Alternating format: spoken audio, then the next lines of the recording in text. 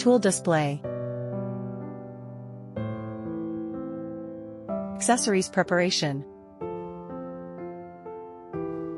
Install mounting ears.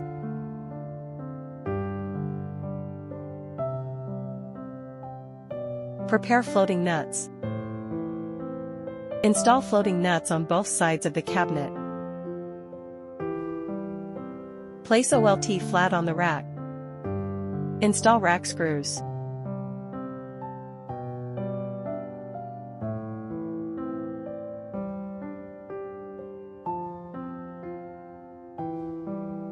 Connect GPON optical module.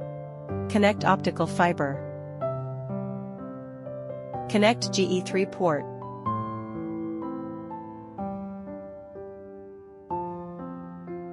Connect power cable. ICT light is always on to indicate normal operation. Installation completed. Thank you for watching.